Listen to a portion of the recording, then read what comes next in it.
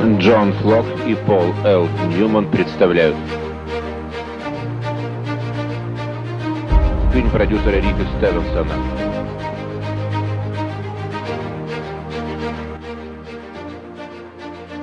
Режиссера Питера Мастерсона.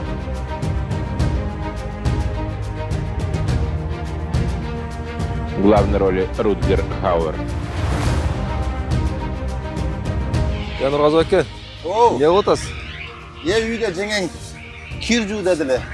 Juvayim deb kelib, mashina pulsosida o'tirib oldim. В фильме «С меня хватит».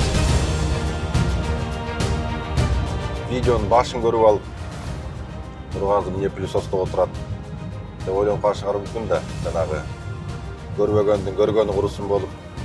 Bu Odissey'nin arkasında komplektatsiyasida maksimalkalarda pulsos bo'layotgan da.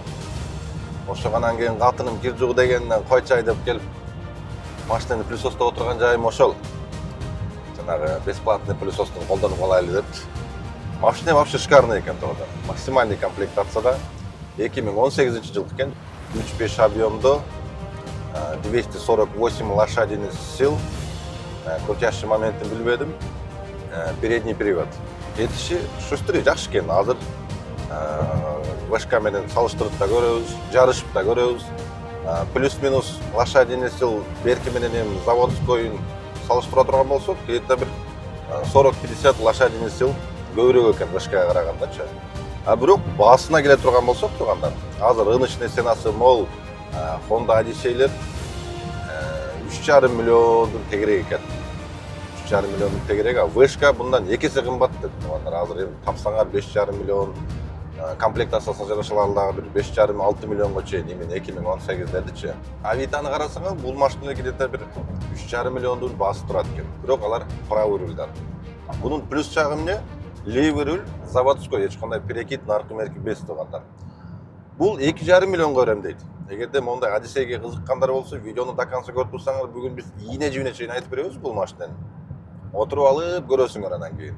Алган стоит, не стоит, действительно эле комплектациясы ошо сиздер сүйгөнгө жарашабы, жараша эмеспи, ошонун бүт бардыгын билесиңер. Туугандар, видеодо дагы бир 30 секунд убактыңыздарды алабыз. Республика 312-ге келип, бул жер менен дагы жакшылап сүйлөшүп, бизден именно менин каналымдын атынан келген, Нургазынын каналынын атынан келгендерге деп булар дагы сонун скидкаларды кылып берип атат туугандар. Угуп тургула? Москвичтерди 2000 рубльдан берип атат туугандар. Хавал F7-дерди 2,5 миңден берип атат. Фавтарды жана Комфорт плюска аларды дагы 2,5 миңден берип атат туугандар. Менин атыма келсеңиздер. Жактарды болсо 2200-дөн берип атат. Скидка 1 ай болот. Паркынын жанагындай накопительный депозитин дагы 10 миңге түшүрүп койду туугандар, 15 миңденчи. Күнүнө где-то 200 рубльдан чогулат, 10 миң рубльга чейин. Анан калганын айта кетсем, экономдор 1700-дөн баштап 1900 рубльга чейин жылына комплектациясына жарашат туугандар. Комфорттор болсо, мен айткандай эле 2000 рубльдан москвичтер башталат, дальше Колрейге чейин 2800-ге чейин экен. Алар дагы жылына комплектациясына жарашат туугандар. Комфорт плюстар болсо 3400 рубльга чейин экен. 2200-дөн баштап 3400 рубльга чейин жанагы 3400 рубльдан бул жактар экен туугандар. Документтерине келе турган болсок туугандар ошондой эле. Бул жакта путевой лист, жанагы кисарткадагы, аттестацияга дагы бул жакта жардам беребиз деп аткан. Келсеңиздер өзүбүздүн балдар могул контейнерде өзүбүздүн балдар отурат туугандар. Орусчаны билбейм, нарак бирак эч кыйналбайсыңар. Келсеңиздер өзүбүздүн балдар бүт бардыгын айтып деп түшүндүрүп, документтерди даярдап берип, ошол жерден машинени миндирип жөнөтөт. Бул жерден машина алсаңыздар, парковой самозанятый болуп иштешиңерге туура келет туугандар. Парктын комиссиясы 3%. Вывод моментальный. Любой время суток чече бересиңер акчаны. Телефон номерин, адресин көргөзүп коебуз туугандар. Ошол мен айтып койгон маркадагы машиналарды келип, бул жакта машиналар тизилип турат. Алып, арзан малда 1 ай сонун баада иш кылып аласыңар туугандар. Комфорт плюска 2,5 миңден азыр бир дагы таксопаркта жок болуш керек. Ушундай анда, кет, видеону дальше уланталы.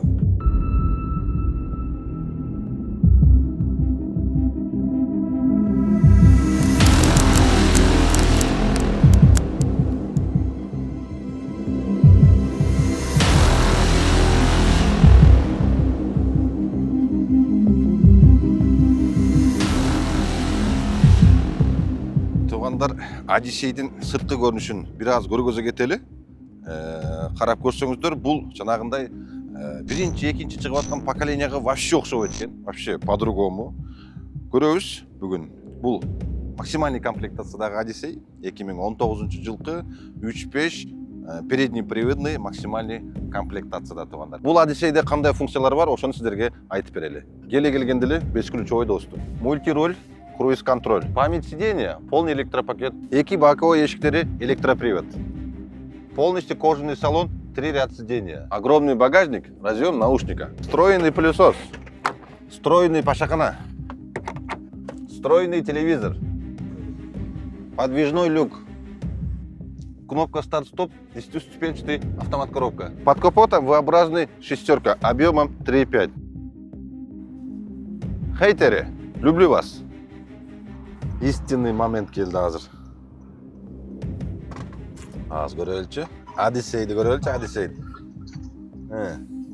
Алындыбы? Все, кеттик. Оң жагына өт.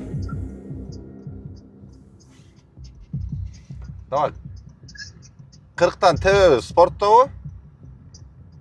1, 2, Теп. кет.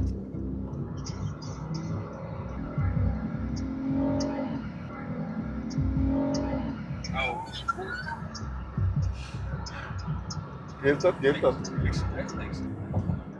Ордунан бир тепсең, бешке кетет экен дагы какой-то времяда могу жылынат экен бирчи. 80-ден бир тебебиз. 1, 2, 3, tep.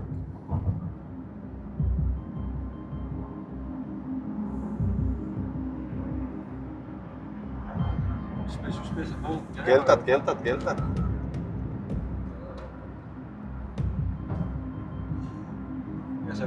Yok. Benzin eкен да сыреночу. Ал жерде местода бир аз тар болуп атат да. А так. Мындай биринчи неме болгондо билинбей анан какой-то бир моментте катуу күлөнүп туруп, все атмосферный катуу кетет экен. Старттан все равно сходу кетип атканда эле бир какой-то момент кармап туруп анан кийин могу жылат экен да бензин. Разницасы канча болуп атат эми? Где-то бир 40-50 ваттын күчү болуп атат да экөөнүкү салыштыргандачы.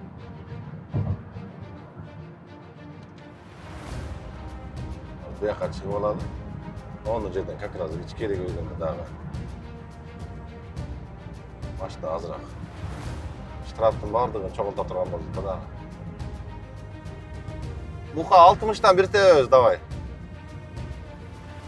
1, 2, 3.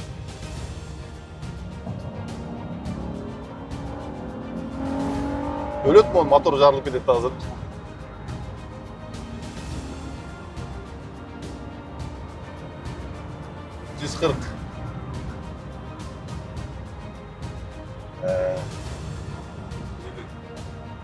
Желіге кетті. Бензин екен сыраны, нені саңғырды.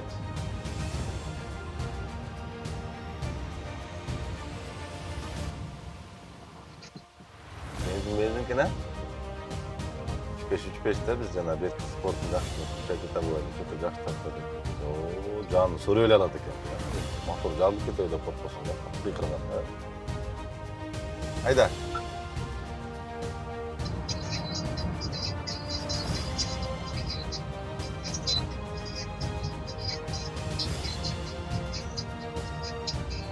Мұқада қиын екен, ә? Мұқа каскадер тұр ғой. Только под музыка жүрет екен.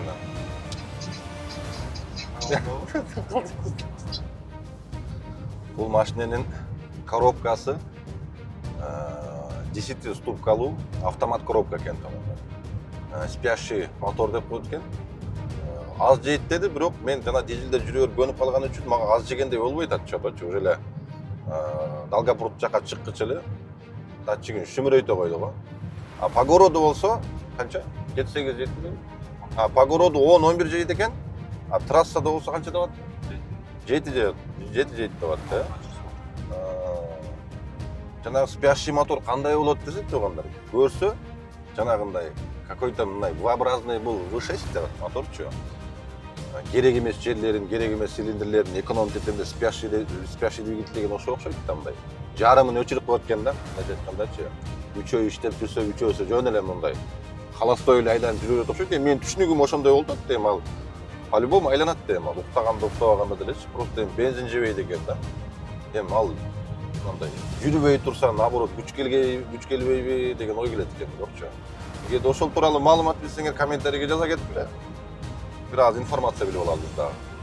Чы жаныбар? Андай деле рыболк жок го, а? Это что за 3,5, ёпты? Чё?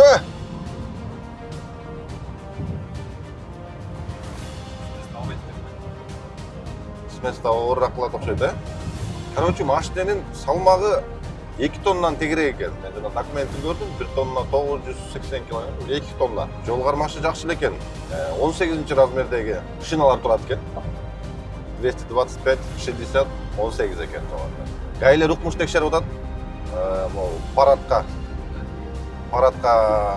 байланыштуу укмуш текшерип атат. Гаилер, наркоберкилер могу акыркы күндөрү интернетте да өчүрөт деп атат. Көрөбүз эми. Таксиге өзүм да көптөн бери чыгып элек. Основном ушундай тест-драйв машиненин наркоберкилерди тартып, жакшы кызыктуу видеолор тарталы деп атабыз.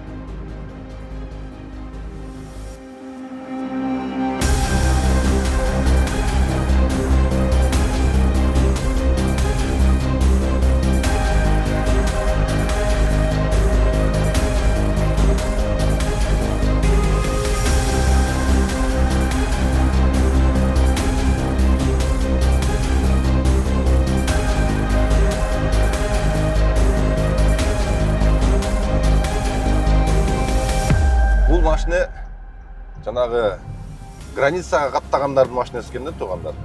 Бул деле 7 месталуу, вышка деле 7 месталуу. Азыр көрөбүз канчалык деңгээлде ичи мындай удобный экени, эгерде мындай водительди кошкондо 7 адам болот экен, канчалык деңгээлде удобный экенин көрөбүз туугандар. Эгерде границага каттагандар алган болсоңор, прям вот это могу 3-5 объемдогу двигатель прям силерге тоштонада да. 7 адамды саласыңар дагы тебесиңер да ушу дальняка. Учкан бойдон барып келе бересиңер туугандар. Эми мен өзүм чисто мондай япошка көп айдабаган үчүн буну билбейт экем мондай. Ходовой часты канчалык жакшы, көп бузулбайбы, мерсти го уже ине жибине чейин билип калдым. Качан бузулат, качан кайер эмне болот экенин даже мындай уктап деле айтып бере турган болуп калдым. А так ошондой туугандар. Эгерде границага каттагандар болсо, бул машина чисто силер үчүн экен. Бул машинеде бар жок бар экен, бир эле мангал жетишпейт экен да ичиндечи. Азыр өзүңөр дагы там бересиңер мындайча айткандачы. Чөнтөк эле көп экен, акча жок экен да толкочу. Салганычы. Мээринде бир чөнтөк бар экен, биягында бар экен, могу жерде эле бир могу жеринде бар экен. Так. Мен вышканы алгандан бери мечтать этет элем да ушундай кнопкалардычы. Жанагы кайсы мынакей могу жерден бир кнопканы басканда полный эшик ачылат деп атат эле, кайсы экен ошол? Короче, могу жерде бир кнопка мынакей. Муну басса оң жагы, тигини басса сол жагы. Могу жерден еще багажга эч нерсе тийбейби? Басып туруш керек бекен. Бир аз басып туруш керек экен. Анан кийин полностью жабылат экен. Кече күнү бир кнопкасын айтып атты эле, бир кнопканы бассаң полностью жабылат деп. Же мен туура эмес түшүнүп алган окшойм чото, Могу жердеги эле кнопкалар менен ачылат десечи. Ключи момундай эле көрүнөт экен. Мындай эшиктеринди ачса болот экен. Эки боковойун, багажнигин ачса болбойт окшойт, Багажниги пульт менен ачылбайт экен. Бул жагында бир чөнтөк. Буну бул жакка тартсаң, бул жагында эки чөнтөк. Айттым го, могул жерге бир мангал керек экен. Могул жерге коюп алып, музыка бар. Мангалды коюп, шашлыкты кылып, суусундуктан ичип коюп отурганы прям тоштонада экен туугандар. Чөнтөгү түгөн элек. Бул жерде эки чөнтөк. Бул жерде дагы эки бутылка койгуч. И бул жагында. Умар, бул жагына сен салып койсоң деле батчыдайсың го. Кыргызча сомдор жүрөт. Бул чагында немелер окшойт? 2000 сом экен. Неме окшойт? Поделка окшойт чагында, башкача жок агасы. И бул жагында эки USB сая турган жери бар экен. Булары дагы отдельно жабылат экен. AUX, телефон, CarPlay, тиги булар бүт бардыгы уланат экен кыскасы. Ошо, бул жагын жабалы эми. Бирөөнүн эшиклерине тийбейли. Ошондой эле бул жакта старт-стоп кнопка. Жанагы автоматический машина өзү өчүп жануучу, жанагы вышкага окшогондагы кнопкалары бар экен. Ошондой эле эко режим, могул жерде D, эки жолу басса спорт режимге өтөт экен. Аварийкасы бул жерде и климат контроль туугандар. И экрандагы сенсорный очки салчу жери бар экен, буну жарым жаап койсо, момундай болуп, ширик болот экен дагы, аркадагы кишилер менен через бул аркылуу дагы сүйлөшүп, мындай карап сүйлөшсө болот экен туугандар. И бул жерде өзүңүздөр көрүп тургандай эле панорама бар. Нормально. Билбейм, мага кичинекейдей көрүнүп атат. Вроде нормально. Свежий воздух келип турса болду да. И дагы бир баста аркасы көтөрүп атты эле. Аркасы кандай көтөрүлүп атат? Мындай кылса аркасы көтөрүлөт экен бир басып койсочу. И ичинде плафондору. Жанагынтип аркадагы пассажирлар менен дагы сүйлөшө турган мондай кнопкасы бар экен. Contacting information services. I'm sorry, девушка. Contacting information Мы не services. туда нажали. Currently unable to connect. Все, астындагы нерселери ушул. Due to limited network coverage. Козерогтору нормальный, более-менее такой. Азыр эми артын көрөлү. Жанагынтип артына отурса канчалык деңгээлде удобный экенин көргөзөлү. Жүргүлө. Так. Все, анда. Добро пожаловать в наш круиз. Honda Odyssey. Короче, бул жакка келип отурсаңар отура калган удобный экен. Подлокотник нормальный, полик нормальный. Все нормальный, хозяин нормальный экен, короче. Сиденьясы канчалык удобный жиналат экен, ошону көргөзөйүн. Мону басып туруп эле. Момундай кылсаңар бул назад вперед да жылат экен, момундай болуп түпчү. И мындай эки боковойго дагы жылат экен. Ортоңку подлокотник алынат. Могул полноценный капитанский сиденье болот экен. Эми аркасын өтүп көрөлү. Аркасы кана көтөрүп көрөлүчү. Мынакей. Мындай кылып туруп. Өтө нормальный экен. Наушник сайса болот экен бул жак ичине. Зарядник сайчу жерлери толтура экен. Аркасында да толтура кармандары бар экен. Климат контролун бул жактан ичинен да өзгөртүп болот экен. Полноценный, нормальный экен. Еще поликтери да мондай тегиз болгон үчүнчү. Прям путуңа эч нерсе мешайт бербейт экен да. Ортосуна отуруш бир аз неудобный экен, а так эки чекесинде отурсаң подголовниктери кандай көтөрүлөт болду экен, подголовник. Подголовниктери өзүнчө эле бир необычный роботтун башындай болуп. Деп, мынакей шторкалары. Кетесиңер анан кийин монтип Украинага дедим го, елки. Мурун биз жанагынтип биз Украинага каттап көнүп калганбыз да жанагы неме мененчи, илгеричи. Азыр Казакстанга каттап калышты го, азыр Украинаны өтпөй калды да. Шторасын жаап алып, монда уютна болуп, кыз-кыздар чыгып калса, таанышканча кетип каласыңар. Романтично. Все, астында азыр телевизорлор бар, плафондорду жаап көрөлүчү. Чё плафон не горит? Это что такое, сыртын, эмне экен? Ремень. Ремень ушул жака тыгып, бул кимге бул ремень? Потолокко бирөөнү ремень менен тартып туруп жармаштырып кетет окшойт деп калдым. Подожди, жакшы бир неме келип калды. Мон карап койгула. Потолокто ремень бар экен. Мондайдан тагып койгула. Алда турсаң да. Окей. Кана стерчи. Бир аз жанагы вышкага караганда бир аз машинанын ичи бир аз тарыраак, бирок сиденьялары ушунчалык мондай качественный кожадан тигилип тур туугандар, мягкий болгон прям. Удобный экен да. Ортого отурайынбы? Елки, ортого отурганда мындайдан мо ремень тагып туруп. Бирөөсүн бир жагына, бирөөсүн ажырата аласың. Мондайбы? Ойунуң райын, бул жапондордун таппаганы жок экен да. Мен буну потолокко бирөө жарымда катырып коет окшойт деппин. Ушунусу неудобный экен, тигин ичине тыгып. Бошоно албай калбасам болду. Ушу Одиссейде кетип калбайын, нумар ременди бошото албай. Монтип кетип калат экенсиңер, чокчойгон бойдон. Тиякта мени видеого тартып атат, монун ичиндеги камерасы. Могул жердеги камерасы иштейт экен. Салам алейкум. Данниди жагайынбы? Башың эле көрүнөт го, мондай. Камера передает, не передает? Не очень. Салам алейкум. Как вы? Короче, все нормально экен. Мына жакта меладзе ырдап атат. Муну көргөзөлүчү. Бул жакта меладзе ырдап атат. Мондай мини телевизору бар экен. Бирок, могул машинеге тоштонады. Чересчур чоң болсо дагы бул жактагы отурган адамдарга мешайт берип калышы мүмкүн эле да. А так көрүп мындай комфортно телевизор көрүп кеткени возможность бар экен туугандар. Так, климаттары могул жагынан өзгөрөт экен, арканкылары, аркада отурганы. Айтат экен, короче, могул жердеги басып койчу, пожалуйста, потеплее, прохладнее депчи.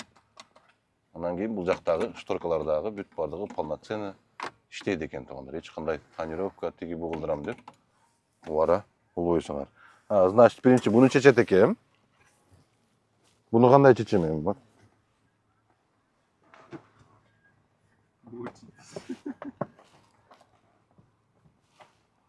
Şu Japonlar birdekeni kılat da mындай загадочный кылып койгон эле чатак да.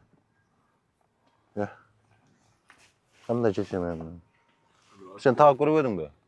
Gördüm, ne dadımı desin. Ой, шарманда кыласың го сен камераны кармоо, дадумыч деп. Нургазы азыр. Мона барсыңар, моягынча. Бетин карасаңыз бир жери бар. Ошонун тыкчы жери бар мону. Могул жерге элестетсең бул ремени чечип беден чыккыча. Вот. Ошо момент түртүп коет экен да. Ялки, жапондар. Анан булар бияка тыгып коет экен, Всё туугандар, короче, потолокко эч кимди мындай эле киргизип коюп экен же түртүп коюп экен. Турса болду. Түртүп салбайм, бирдекесин тешип коюп. Жапондар бирдекени кылат мындай загадочный кылып, но практичный, прочный кылышат да. Жапондордун ошонусу жакшы. Всё. Кеттик эми. Багаж жөнүндө 1-2 ооз айта кетсем. Odyssey Touring деген, короче, комплектация экен бул. Задний камера бар. Кнопканы бассаңар өзү ачат. Эч кандай усилиянын кереги жок экен. Бирок камерасы жанагындай выезжающий эмес экен. Мен жанагы башында жан талашып бесплатный плюсос менен плюсосту алайын деп аткан плюсос могул экен туугандар. Бул плюсос өзүнүн насадкалары менен экен. Жада калса ар кандай мынакей 2 момундай насадкасы менен экен. Астыңкы сиденияга чейин жетет экен полностью. Могул жерде насадканы саласыңар дагы, мону басасыңар, жетти. Мону тартып атканын карасаңар. Шлангасы жөн эле. Шлангасы ичкерип кетип атат го. Так, плюсосу бул. Жакшы экен. Так, мындай салынат окшойт. И плюсосунун мешоктору дагы сразу эле ушул жактан алмашат экен. Азыр чубалантпай монусун салып коеюн. И ушуну ойлоп тапкандарын карасаңар, Кайсы машинада плюсос бар? Комментарийге жаза кеткилечи, бир көрөлү. Мактанып койгулачы бир машинаңарды. Так, мондай алып туруп жабылат. И бул жака мешогуна толот экен. Мешогун, как обычно, могул жактан чечип алып, кагып тазалап, кайра алмаштырып коет экен туугандар. Бул машинада дагы берки ешкаларга окшоп неме жок экен. Запаска жок экен. Короче, выбирайте дептир да. Или запаска дептир, или большой багажный отсек. Бул жагында майда чүйдө салчу, бул жагында дагы бир кармашыктары бар экен. Музыкасы прям вау эмес, бирок норм экен. Норм 50-50 экен, короче. Туугандар, мынакей, көптөн күткөн гонкабыз дагы ушу менен аягына чыкты. Эми өзүңүздөр билгендей эле, эки машина тең жанагындай масла жаң эмес, бирок экөө тең достойный туугандар.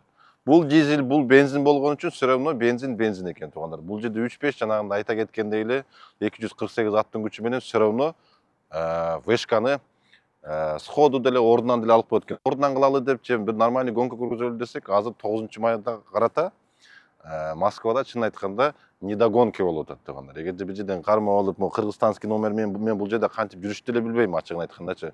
Бизге мынакей деп эле ПТС-ин эле берген болду, башка эч нерсеси жок. Токтотсом эмне деп айтабыз, эмне кылабыз деп, ошол дагы бизди бир кыйла ой бастырды. Машина өтө жакшы. Айта кеткем, 2,5 миллионго сатылат деп аткам. Телефон номерин жазып коелу на всякий случай. Эгерде жанагынтип границага каттагандар болсо, деги эле мондай семейный машина алам деп аткандар болсо, өтө жакшы вариант туугандар. Эми